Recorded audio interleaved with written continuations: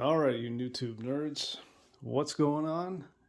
Here we are with an EVH 5153 LBX2.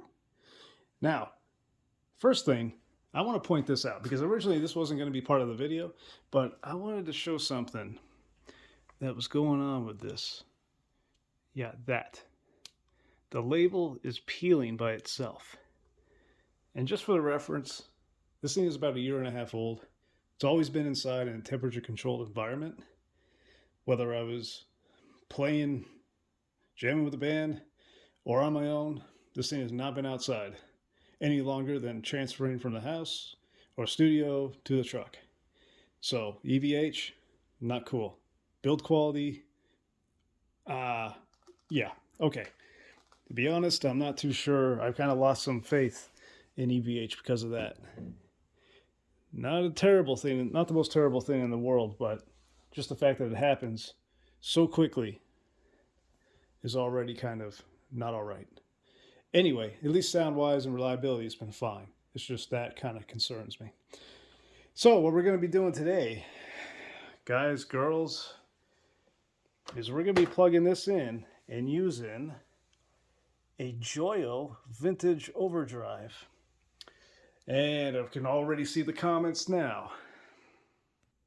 And those comments are going to be, well, it's not a TS9 Ibanez Tube Screamer $200 pedal. Well, guess what? You don't need it. Everyone seems to think that because it's more expensive, it must be better. Well, guess what, guys? Your world's going to be rocked because this thing will keep up with a TS9 Tube Screamer all day long, any day of the week. Okay, let's get some volume. Nope. All right. You know what? It might help if I plugged everything in.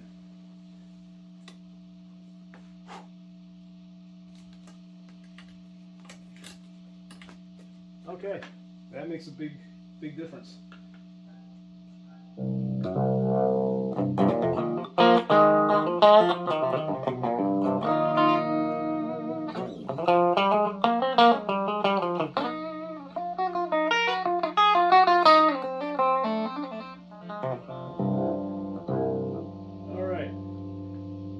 Notice one of the things about the LBX2, actually you probably can't even see, so I'm just going to tell you.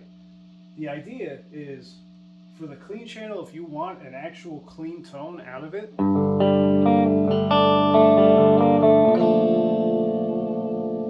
you want to put the volume up to about just under halfway and use the gain control on the clean channel as your volume.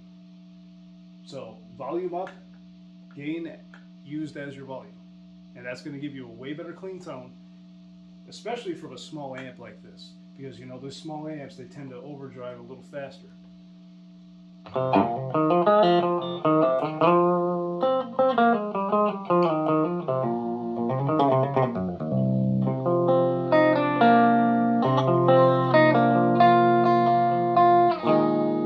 about with the boost?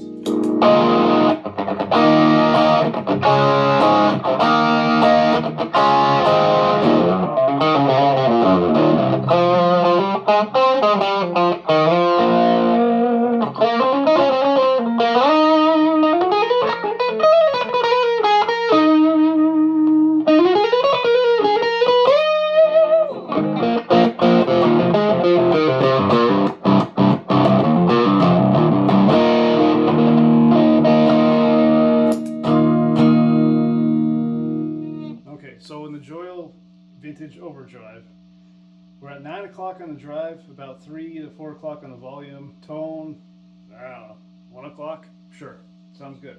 All right, so the idea is, the whole point of this video is to not only talk about the overall LBX2 capabilities and shortcomings, such as EL84 tubes. Yeah, I mean, that's like probably the only real subject that pertains to why you would want to add a tube screamer or an overdrive pedal like this. Because these EL84 tubes, I've said it before, I'll say it again, they do not have that push that full-size tubes have. All right, you've got you know, these little tiny tubes that they can't, you can still get that power tube saturation from them, but because of their size, I think, at least from what I understand, because of their size, that power tube saturation is, if you were to put it on a scale, literally maybe a third of what full-size tubes can do, both as far as feel and as far as overall tone, I guess, would be the best word to use. So anyway, we're going to switch over to the overdrive channel. And yes, I called it overdrive and not the high gain channel, because technically the blue channel, originally made by EVH, is supposed to be the crunch channel. But of course, knowing EVH, you know you're going to get a ton of gain.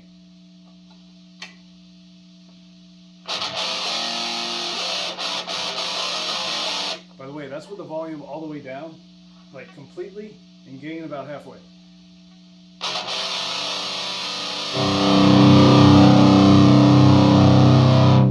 Oh yeah, and we're at 4 watts. Alright, I'm using the quarter power switch, so instead of the full 15 watts, it's like 4 and a quarter, or whatever it is.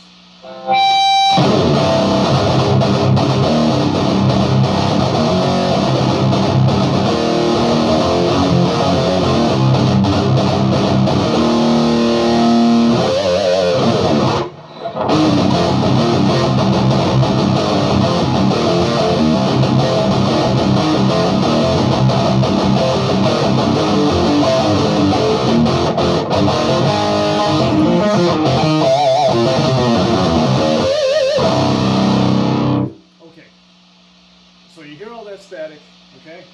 Watch when I change the channel. Alright, you get a little bit of a pop, nothing too crazy, but noticeable enough. Now with the static, I've noticed that more so with the EL84 tube-driven amps than any other full-size amp I've ever played that was high gain. And even with the full-size EVH, you know, 50 watt, well, we call that the mid-size because it's only 50 watts. But even the ones that have the 6L6 and it's 50 watts, you know, I didn't get hardly anywhere near as much static as this, even on the high gain channel. So this is another shortcoming with the LBX series, especially the small tube amp series of any brand. So what did I do? I hooked up a, yeah, that's right, a Joyo noise gate pedal just for the effects loop only. Now, I don't even have it on right now, so I have it set to like, I don't know, 9 o'clock. Let's check it out. What does it do?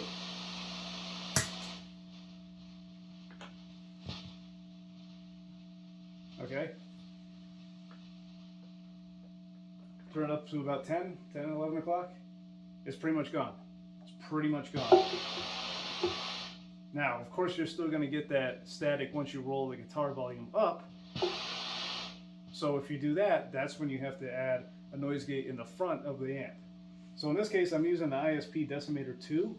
I think overall, you know, the noise gates, especially the ISP, they're great pedals, but I always preferred a simple noise suppressor like the old Rocktron Hush series pedals.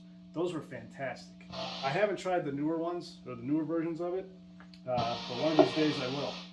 So anyway, when we roll the guitar volume up, we're going to get that noise. So I'm going to go ahead and put on my Decimator 2, set it to about -40, which is like the 10 o'clock setting. Okay. So it's reactive at 10, but if I go to, let's say 12, right? It says -30.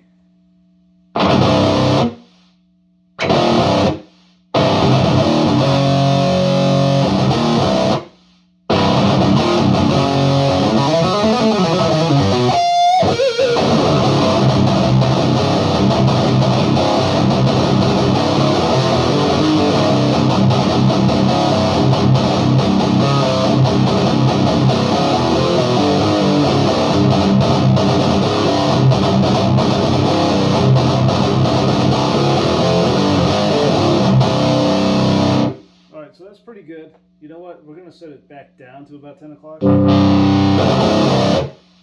Okay, that's good enough. All right.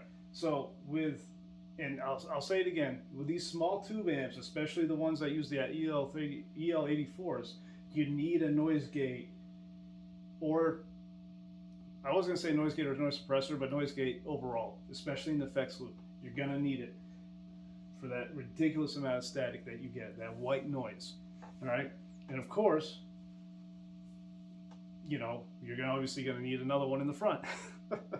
So the idea is you can use a cheap one in the effects loop and dial it to, you know, 9, 10, 11 o'clock, and that's all you need. You know what I mean? And if you had to put it any higher, it would suck so much tone out, especially from the preamp section, that it wouldn't even be worth playing. You'd want to throw everything in the trash. So anyway, you can use a cheap one in the effects loop. So anyone that tells you otherwise, they're full of crap. It's all right. You can use a cheap one. It's in the front of the amp that's going to count the most. Use an ISP, decimator 2, or G string, you know, or even a noise suppressor, a good noise suppressor. Boss makes a good one. Okay, so let's go back to not being off track. All right, so here I have my volume set. I have my EQ pretty much where I like it to be. It's almost everything at noon, if you can believe that or not. I don't know why that sounds the best. It just does. Maybe it's the speakers. Who knows? Presence is about noon. Gain is at noon right now.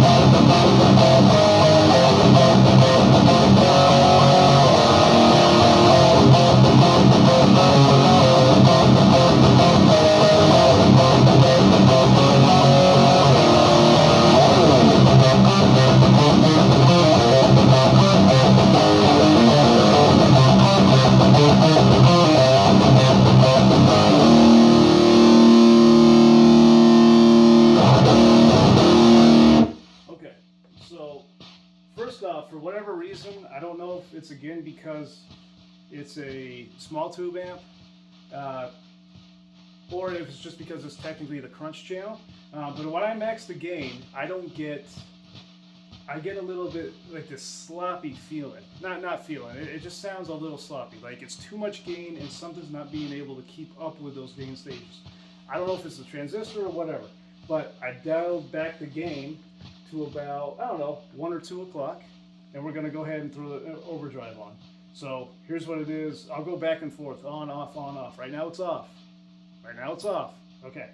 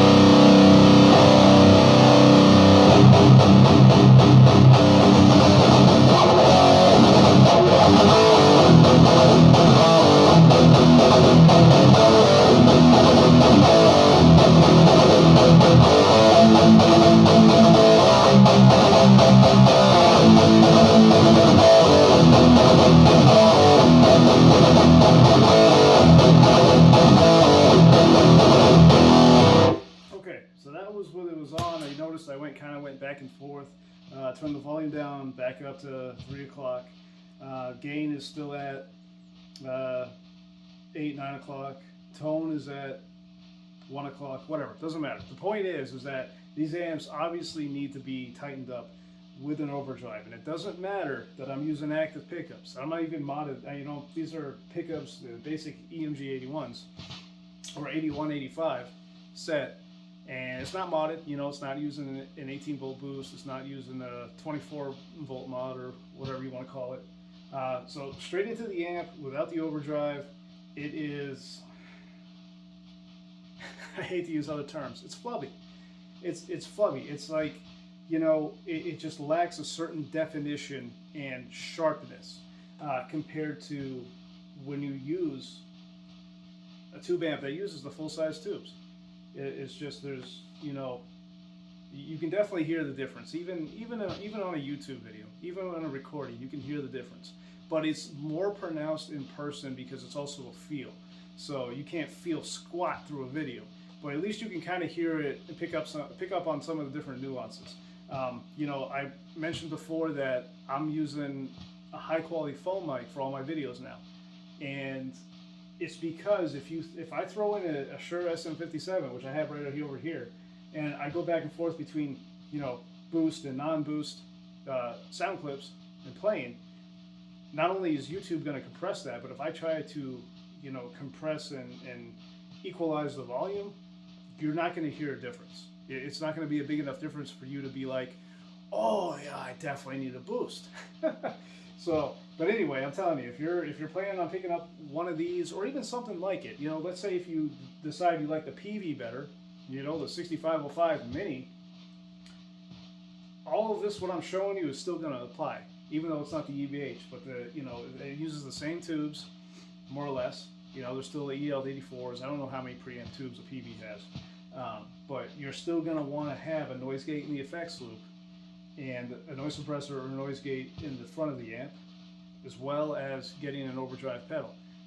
When I say overdrive, obviously I mean overdrive and not a distortion pedal, especially if you're planning on using the amp's gain, which is always better anyway. Right now, I'm still getting a lot of static, y'all, and I think it might be because of the phone and the other electronics, but let me try turning up the gate real quick. Okay, so not a ton of difference here. So it might actually be in the effects loop. So what happens if I turn it up? Okay, so I still get a little bit. Okay, so if I go to about noon or maybe just a little under noon, it's a lot better. Let's see if it sucked any tone though.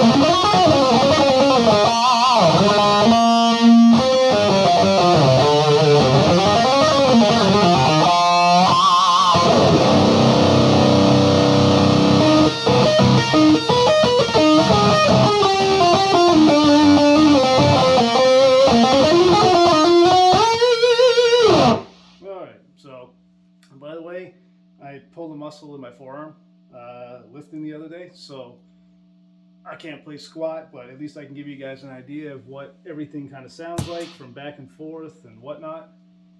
So anyway, let the comments ride. If you guys want me to review anything that I'm using on my pedal board, even anything on here that I didn't use during the video, let me know, drop me a line, whatever.